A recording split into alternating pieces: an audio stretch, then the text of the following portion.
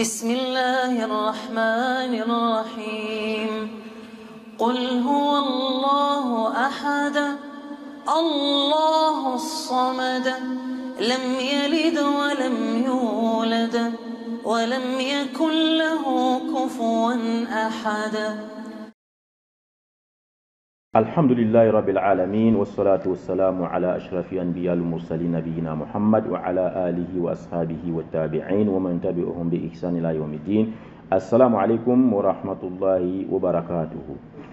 Le prophète Muhammad sallallahu alayhi wa sallam, après la révélation de quelques versets de la sourate al-Muddathir, Allah subhanahu wa ta'ala a fait de lui un prophète messager à partir de ce moment, quand il lui a demandé de se lever et d'avertir les gens. Alors, il a donc compris que il avait une lourde mission, une très lourde mission, à savoir appeler les gens à suivre le chemin d'Allah subhanahu wa ta'ala. Et tout se passe comme si l'on disait, ceux qui vivent pour eux-mêmes pourraient trouver le repos. Quant à toi qui portes ce lourd fardeau, qu'as-tu à faire du sommeil?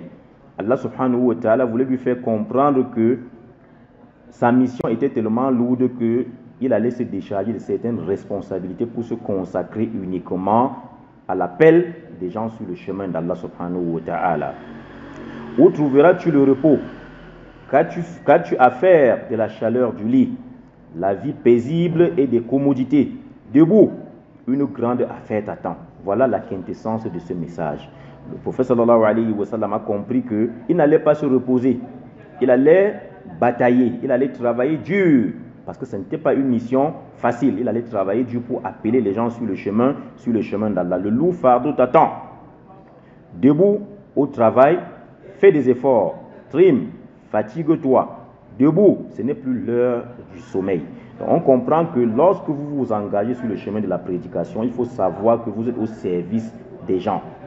Le prédicateur doit être au service des autres. Il doit tout faire pour ramener les gens sur le droit chemin, et ce n'est pas une tâche facile.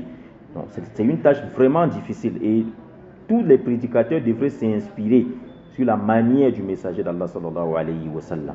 Aujourd'hui, on veut vivre dans l'opulence, on veut vivre dans l'aisance, on veut bien vivre. On choisit le chemin de la prédication, mais on veut vivre tellement bien que parfois on oublie la mission qui nous a été confiée. Les ulamas sont les héritiers des prophètes, et un héritier doit suivre les pas de celui de qui il a hérité. Donc nous devons faire l'effort de suivre les enseignements du messager d'Allah. Il a compris que c'était une mission difficile. Ce n'est pas l'heure du sommeil, il ne faut pas dormir. Le prédicateur ne dort pas, il développe des stratégies pour ramener les gens sur le droit chemin. Tu ne connaîtras désormais qu'insomnie continuelle et pénibles activités. Ta vie ne sera plus facile comme tu veux, comme tu penses. Debout, prépare-toi pour cette affaire et sois prêt. Voilà comment Allah subhanahu wa ta'ala a préparé le messager d'Allah sallallahu alayhi wa sallam. C'est donc une parole à la fois sublime et redoutable qu'il arracha de la chaleur du lit au cœur de la maison paisible, pour le pousser au large de ses remous et des tempêtes, entre la pression et l'attraction que décrivait la conscience des gens et la réalité de la vie. Donc voilà comment le messager d'Allah sallallahu alayhi wa sallam a été préparé pour affronter cette lourde mission.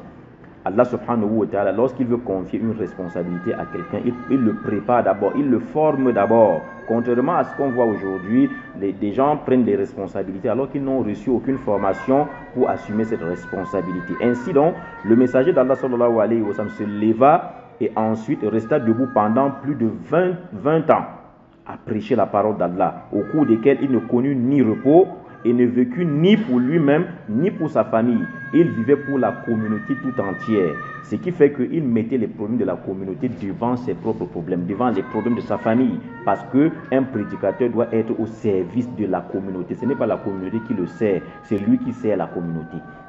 Il s'est délaissé à lui-même, il a délaissé donc il a mis sa famille de côté, lui-même de côté, et il a privilégié les affaires de la communauté. Il se leva et resta debout pour appeler à Allah et porter l'écrasant fardeau sans toutefois succomber. Il n'a pas failli à sa mission, et c'est pour ça que à la fin de cette mission, Allah subhanahu wa ta'ala a témoigné qu'il a rempli fidèlement la mission qui lui a été confiée. Donc nous devons nous inspirer de ce modèle-là à chaque fois qu'on veut s'engager sur le chemin de la prédication, parce qu'aujourd'hui, il y en a qui prennent ce travail pour leur gagne-pain, c'est-à-dire pour trouver une place dans la société. Ils ne savent pas que le chemin de la prédication, quand vous vous engagez à appeler les gens sur le chemin d'Allah, vous avez une lourde mission et Allah va vous interroger.